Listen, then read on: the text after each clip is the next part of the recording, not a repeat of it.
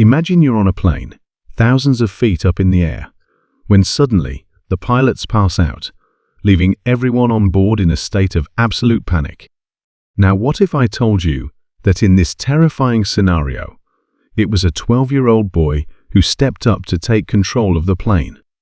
Today, we're diving into the remarkable, almost unbelievable story of young Jake, a kid with a passion for aviation who found himself in a situation no one would have expected, and what happened next is nothing short of extraordinary. So, here's how it all began. Jake was just an ordinary kid. In many ways, he went to school, played soccer with his friends, and loved video games. But unlike most kids his age, he had a fascination with planes. For as long as he could remember, he dreamed of being a pilot. He studied everything he could get his hands on about aviation, from books and videos to simulators he'd use on his home computer. He'd even accompanied his dad on a few small flights, eagerly absorbing everything he could about how a plane works, how it flies, and what to do in an emergency. He loved everything about aviation and dreamed of one day sitting in the cockpit of a commercial plane. One summer, Jake's family decided to take a vacation to a tropical destination. He was thrilled not just about the beach, but also the chance to be on a plane again. On the day of the flight, he could barely contain his excitement as he boarded the plane with his parents. Little did he know that this journey would put him to the ultimate test. Everything started smoothly. The plane took off, and the passengers settled in, chatting, reading, and watching movies. Jake was glued to the window, watching the clouds roll by. He couldn't stop imagining what it must feel like for the pilots up front, guiding the massive aircraft. He was happily lost in his aviation dreams, when suddenly there was a commotion at the front of the cabin.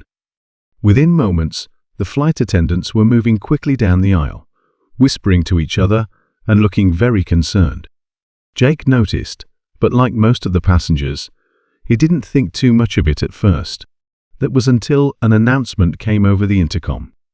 It was one of the flight attendants, her voice trembling slightly as she asked if there was anyone on board with flying experience. The pilot had experienced a medical emergency, and the co-pilot wasn't responding. A hush fell over the passengers. People began whispering nervously, and panic started to ripple through the cabin. Jake's heart pounded. He'd read about emergencies like this, but he never thought he'd be in one himself. He looked around, expecting someone, a pilot on vacation maybe, to stand up and offer their help. But no one did. Everyone looked as terrified as he felt. In that moment, Jake felt an overwhelming urge to do something. He couldn't just sit there. He knew he didn't have much real-world experience, but he'd studied aviation intensely, and he knew more than anyone else on board about the controls and systems of an aircraft. He looked at his parents, took a deep breath, and stood up. "I can help," he said, his voice shaky but determined. The flight attendants looked at him with shock, as did the other passengers. A kid? But as they exchanged glances, they realized they had no better options. After all, if the boy could even help communicate with ground control, it would be better than nothing. With a sense of responsibility and bravery beyond his years, Jake walked to the front of the plane, where the cockpit door was open. Inside, he saw the pilots, both unconscious. His heart raced. He quickly took his seat in the co-pilot's chair and put on the headset, listening to the sounds of the control center crackling through the radio. A voice came over the line, sounding tense. "This is air traffic control. Is anyone there?" Jake cleared his throat. "This is Jake. I'm 12 years old, and I'm in the cockpit. Both pilots are unconscious, but I've studied aviation. I think I can help." The radio went silent for a moment, then the air traffic controller's voice came back, calm but urgent. "All right, Jake, we're going to help you through this. Just stay calm and listen carefully." Over the next few minutes, they guided Jake step by step through what he needed to do. He adjusted the autopilot settings, checked the instrument panel, and followed their instructions precisely. Despite the panic he felt, Jake's years of study and love for aviation began to kick in. He recognized many of the controls and understood the basics of flying from his simulator practice at home. His hands shook, but he managed to keep his focus. Word quickly spread throughout the cabin that a young boy was now guiding the plane. People were stunned and, understandably, frightened. But when they saw the determination in Jake's face, some of that fear was replaced by hope. Flight attendants did their best to reassure passengers, telling them that Jake was in constant contact with air traffic control and that he was handling things well. As the minutes ticked by, Jake followed every instruction from air traffic control, adjusting altitude, monitoring the fuel levels, and preparing for the descent. The toughest part was yet to come: landing. He'd practiced landing many times on his flight simulator at home, but this was the real thing. There was no room for mistakes. As the plane approached the runway, the air traffic controller's voice guided Jake, talking him through every tiny adjustment. The runway came into view, and Jake's heart raced faster than ever.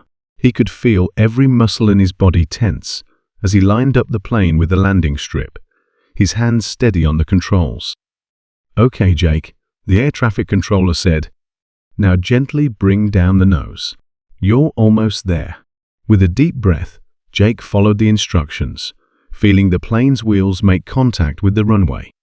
The plane shuddered, and for a split second, he worried something had gone wrong.